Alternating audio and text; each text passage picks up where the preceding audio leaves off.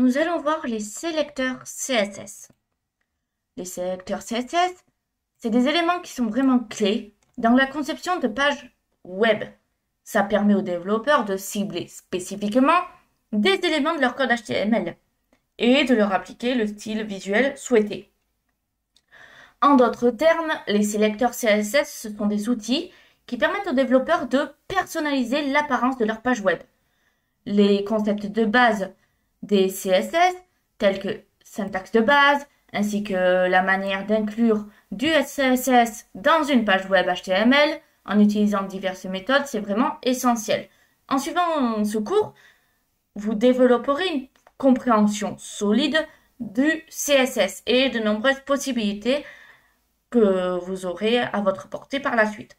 Vous serez capable de créer des designs et de le faire de manière interactive pour que votre page web améliore ainsi l'expérience utilisateur et rende le contenu plus attrayant. Syntaxe CSS de base. Les feuilles de style en cascade, cascading style sheet, aussi dit CSS, c'est un langage utilisé pour décrire l'apparence et la mise en forme d'un document HTML. La syntaxe CSS va comprendre des règles qui vont contenir les sélecteurs et un ensemble de déclarations. Chaque déclaration contient une propriété, deux points et une valeur.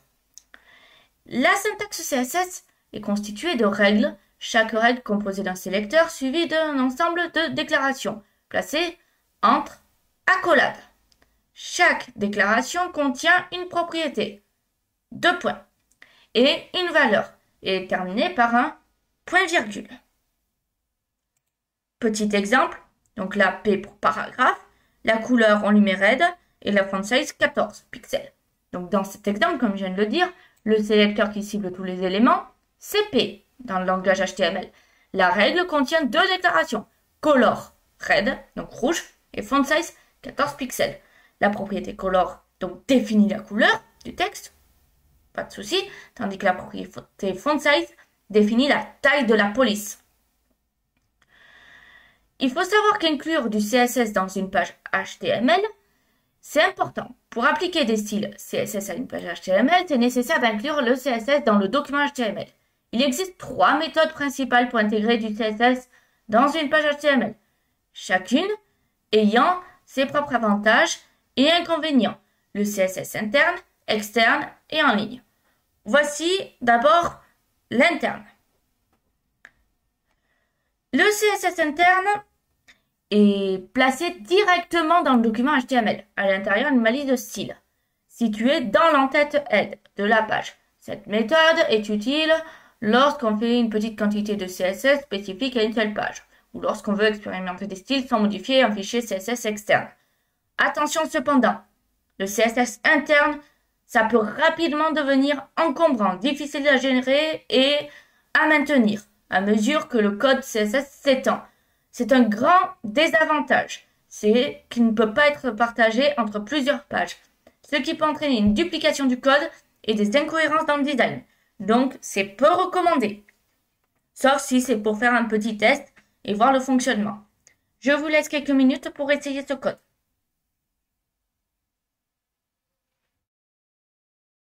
Le CSS externe.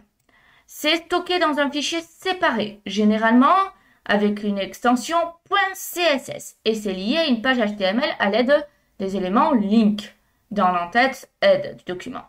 C'est la méthode qui est préférée pour les sites web, avec plusieurs pages ou des projets plus volumineux, car ça permet de centraliser et de réutiliser le code CSS. Le CSS externe va faciliter la maintenance du code, car les modifications apportées au fichier CSS vont s'appliquer à toutes les pages liées. Cette approche va favoriser la séparation du contenu et de la présentation, ce qui est considéré comme une bonne pratique en matière de développement. Donc il vaut mieux privilégier cela. Voici comment faire pour lier une page. Le CSS en ligne. Le CSS en ligne, c'est appliquer directement un élément HTML spécifique en utilisant l'attribut style. L'avantage de cette façon de travailler, c'est qu'on peut l'appliquer rapidement à un style unique à un élément sans modifier le CSS global. Cependant, le CSS en ligne, c'est généralement très déconseillé pour les projets de développement web, car ça rend le code difficile à maintenir et ça va à l'encontre du principe de séparation du contenu et de la présentation. L'inconvénient à prendre en compte, le CSS en ligne, c'est une spécificité plus élevée que le CSS interne ou externe, ce qui peut entraîner beaucoup de conflits de style et des problèmes de cohérence dans le design. Donc, déconseillé de faire cela. Les sélecteurs courants. Les sélecteurs courants sont utilisés pour cibler des éléments HTML précis et donc appliquer les styles. Les types de sélecteurs courants sont les sélecteurs d'éléments, classe, ID. Le sélecteur d'éléments cible tous les éléments qui correspondent au nom de l'élément. Le sélecteur de classe va cibler les éléments avec un attribut de classe spécifique. Et le sélecteur d'ID cible un élément avec un attribut ID unique. Le sélecteur d'éléments, type de sélecteur.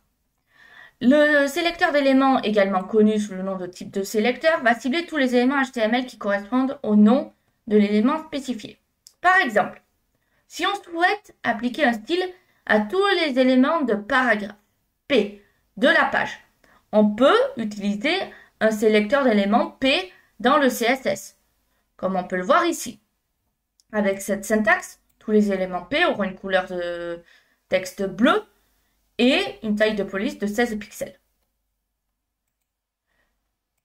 Le sélecteur de classe. Le sélecteur de classe va cibler les éléments HTML qui ont un attribut de classe spécifique. Pour définir un sélecteur de classe, il faut utiliser un point, suivi du nom de la classe.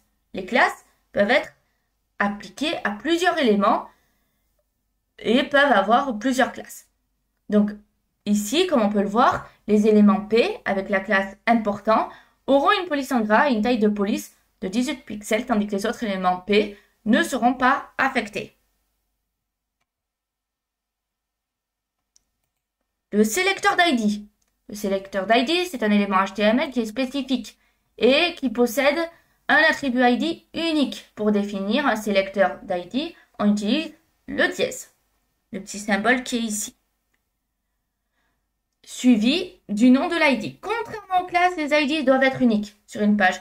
Ils ne peuvent pas être réutilisés pour plusieurs éléments. L'élément P avec l'ID introduction aura une taille de police de 20 pixels et sera affiché en italique, tandis que les autres éléments P ne seront pas affectés.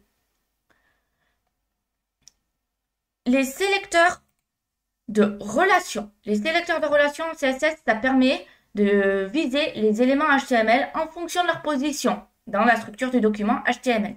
C'est un type de sélecteur qui va permettre de sélectionner des éléments en fonction des relations avec d'autres éléments de la structure du document.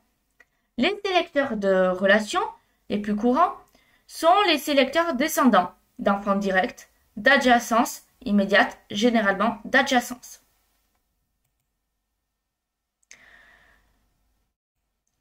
Donc, on a les sélecteurs descendants aussi, donc on va voir avant. Les sélecteurs, ce sélecteur, c'est l'un des sélecteurs CSS qui est le plus courant utilisé pour pointer sur des éléments spécifiques dans une hiérarchie de balises HTML. Il est utilisé pour sélectionner tous les éléments descendants d'un élément par rang spécifique, indépendamment des niveaux de hiérarchie. Pour utiliser ce sélecteur, on doit spécifier l'élément par rang suivi d'un espace, puis le nom de l'élément descendant qu'on souhaite cibler. Afin de synthétiser tous les éléments, le paragraphe se trouve à l'intérieur d'un élément de liste. On peut utiliser donc le code ici. Tous les paragraphes qui sont dans UL auront une police 14 et en vert. C'est important de noter que les sélecteurs descendants peuvent potentiellement ralentir la performance du site web, car ils doivent parcourir tous les éléments de la page pour trouver tous les éléments ciblés. Par conséquent, c'est recommandé de les utiliser avec parcimonie et de préférence de manière spécifique pour éviter les sélecteurs de descendance excessive qui peuvent causer des problèmes de performance. Les sélecteurs d'enfants directs. Comme son nom l'indique, il permet de cibler uniquement les enfants et les éléments directs d'enfants ou d'un autre élément spécifié. Cela signifie que seuls les éléments qui sont immédiatement connus dans l'élément parent spécifié seront sélectionnés, et non les éléments qui se trouvent plus profondément imbriqués dans la hiérarchie. Afin d'exploiter ce sélecteur, on doit spécifier l'élément parent suivi du symbole chevron et du nom de l'élément enfant qu'on souhaite pointer. Donc si on regarde, on l'a ici comme exemple. On peut styliser tous les éléments de la liste qui sont des enfants directs d'un élément, liste non ordonnée. On peut donc avoir le code suivant. Le sélecteur d'enfants directs peut être utilisé pour cibler spécifiquement des éléments dans la hiérarchie de la balise HTML complexe, tout en évitant de sélectionner des éléments qui ne sont pas pertinents. À noter que le sélecteur d'enfants directs ne fonctionne que sur les éléments qui sont immédiatement contenus dans l'élément parent spécifié. Si on souhaite sélectionner des éléments qui se trouvent plus profondément imbriqués dans la hiérarchie de l'arbre DOM, il faut utiliser un sélecteur descendant avec un autre sélecteur appliqué. Les sélecteurs d'adjacence immédiate. Le sélecteur d'adjacence immédiate, c'est un sélecteur CSS qui va permettre de viser un élément qui se trouve immédiatement après un autre spécifique. Cela signifie que le sélecteur va cibler uniquement les éléments frères qui se trouvent immédiatement après l'élément spécifié et non les éléments qui se trouvent plus profondément imbriqués dans la hiérarchie. Pour se servir de ce sélecteur, on doit spécifier l'élément spécifique suivi du symbole plus, ainsi que le nom de l'élément frère qui est immédiatement suivi et qu'on veut cibler. Si on souhaite sélectionner uniquement les éléments P qui se trouvent immédiatement après un élément H2, on peut utiliser la syntaxe H2 plus P. Donc, comme on peut le voir, ça va sélectionner uniquement les éléments P qui se trouvent immédiatement après un élément H2. Tout élément P qui est imbriqué plus profondément dans la hiérarchie du DOM ne sera pas sélectionné. Les éléments adjacents immédiats peuvent être utiles pour cibler exclusivement des éléments dans la hiérarchie des balises HTML complexes, tout en évitant de sélectionner des éléments qui ne sont pas pertinents. Le sélecteur général d'adjacence. Ça permet de choisir tous les éléments qui se trouvent immédiatement après un élément précis, peu importe le nombre d'éléments intermédiaires. Ça signifie que le sélecteur ciblera tous les éléments frères qui se trouvent immédiatement après l'élément indiqué, quel que soit le nombre d'éléments intermédiaires. Pour l'utiliser, on doit préciser l'élément voulu, suivi du symbole tilde, c'est-à-dire la tilde espagnole, et du nom de l'élément frère immédiatement suivant ce qu'on souhaite. Donc, afin de cibler tous les éléments P qui se trouvent immédiatement après un H2, peu importe le nombre d'éléments intermédiaires, on utilise cette syntaxe. Tous les éléments P qui se trouvent donc après cet élément, H2, quel qu'il soit le nombre d'éléments intermédiaires, auront une marge en haut de 10. Donc on comprend que ce mode de sélection est utile pour cibler des éléments dans la hiérarchie des balises HTML complexes. Lorsque le nombre d'éléments intermédiaires peut varier, il est important de noter que le sélecteur général adjacent peut également sélectionner des éléments qui ne sont pas pertinents si on ne spécifie pas correctement l'élément spécifique. Donc par conséquent, il est recommandé d'utiliser des sélecteurs que dans des cas précis et qui permettent d'éviter de sélectionner des éléments indésirables. On va voir les sélecteurs d'attributs maintenant. Donc les sélecteurs d'attributs, c'est un moyen puissant de choisir des éléments HTML en fonction des attributs et de leur valeur d'attribut bien sûr. Ça offre une plus grande flexibilité pour sélectionner des éléments sans avoir à leur attribuer des classes ou des identifiants supplémentaires. On peut sélectionner les éléments soit par attribut, soit par valeur d'attribut. Les sélections d'éléments par attribut, le sélecteur d'attributs en CSS, ça permet de sélectionner des éléments qui ont un attribut spécifique qui est défini dans le code HTML. Il est défini en utilisant des crochets pour entourer le nom et l'attribut qu'on souhaite cibler. Si on souhaite pointer tous les éléments qui ont un attribut title défini dans le code HTML, on peut utiliser le sélecteur crochet title crochet. Donc là, on a un petit exemple Bon, bien sûr, on n'a pas le style qui est appliqué, mais on a l'idée. Voici donc la sélection par valeur d'attribut.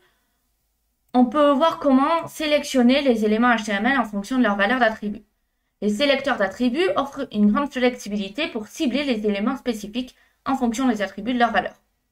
Si on prend le premier, ici, ça permet de pointer vers les éléments dont l'attribut ont une valeur définie.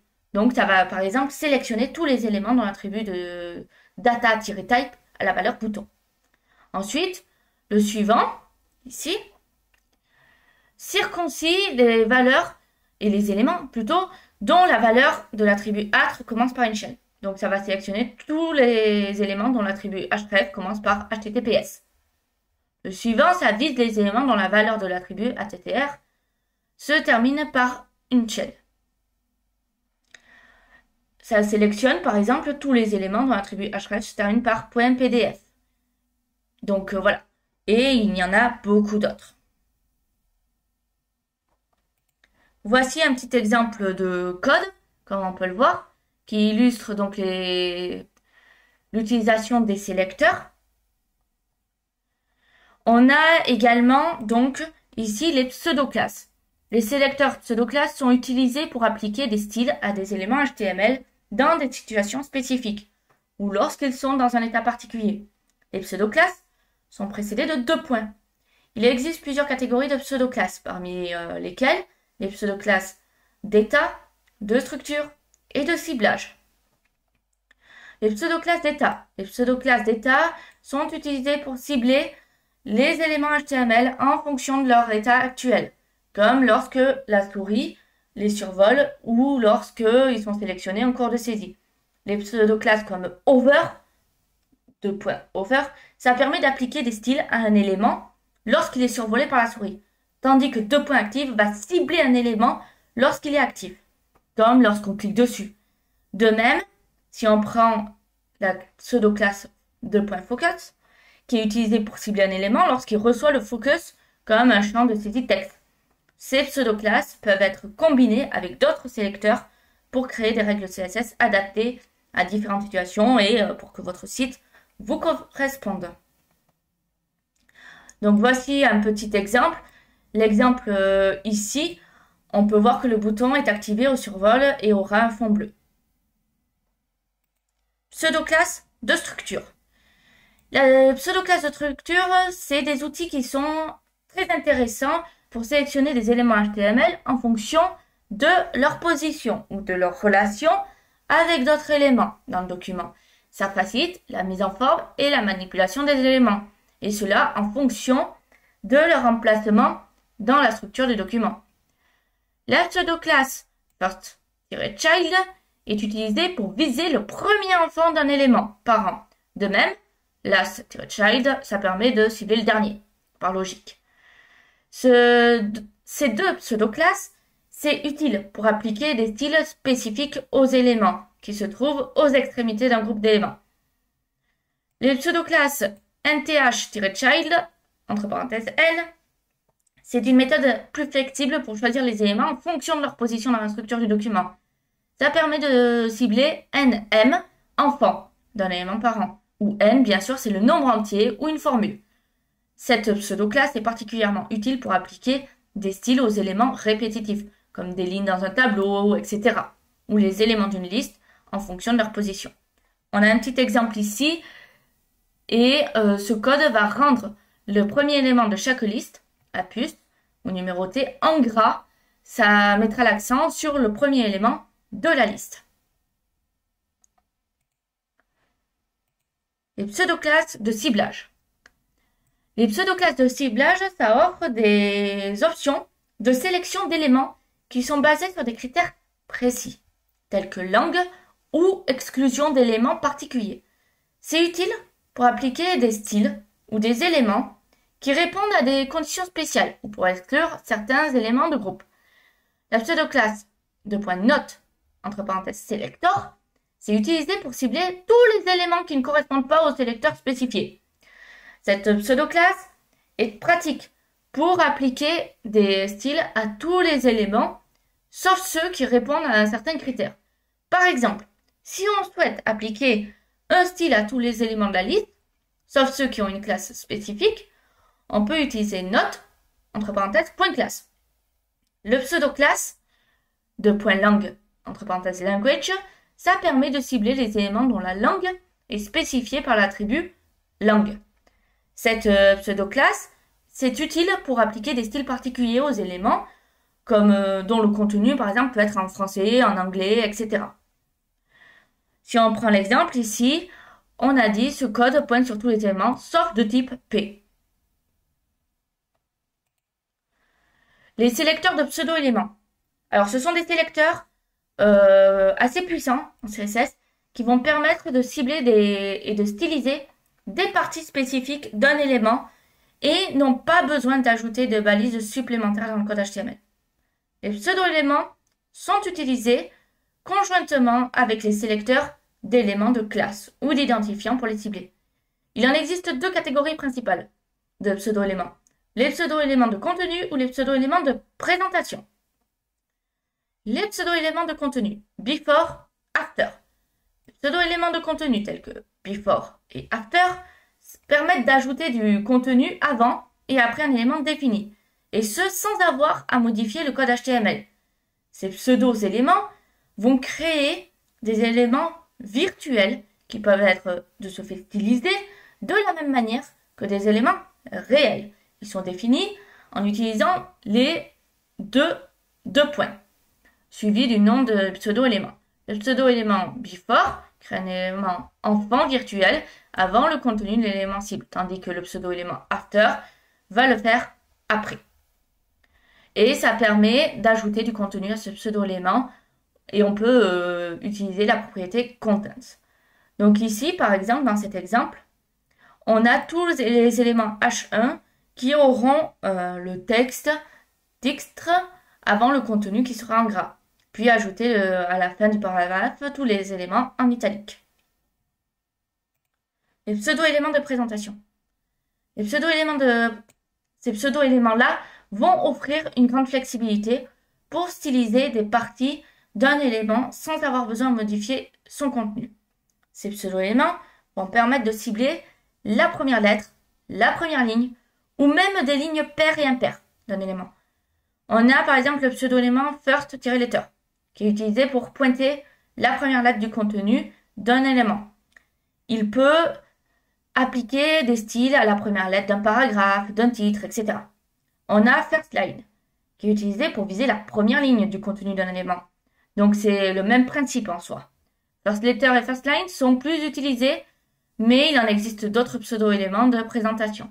Pour cela, allez sur la doc officielle de Mozilla, vous aurez tout ce dont vous avez besoin. Donc là, on a un petit exemple et avec cet élément, on a un style qui est appliqué sur la première lettre du paragraphe. En conclusion, on a parcouru un long chemin sur l'apprentissage du CSS en explorant des concepts de base qui sont liés aux sélecteurs avancés. Maintenant, vous pouvez transformer vos pages web en les rendant visuellement attrayantes, interactives et réactives. Alors, bien évidemment, la pratique, c'est essentiel pour maîtriser le CSS. Il est essentiel de continuer à expérimenter, à créer des projets personnels et à voir les ressources en ligne, telles que la documentation Mozilla par exemple, pour vous tenir au courant des dernières tendances et techniques qui existent. La communauté de développement web est vaste et toujours prête à partager des conseils et des astuces. S'il faut conclure sur quelque chose, le CSS c'est vraiment un outil puissant pour donner vie à vos idées créatives et ainsi améliorer l'expérience utilisateur des pages web.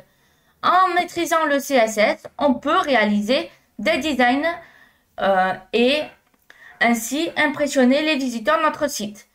Donc, continuez à explorer, à apprendre, à créer, parce que c'est quelque chose de très important.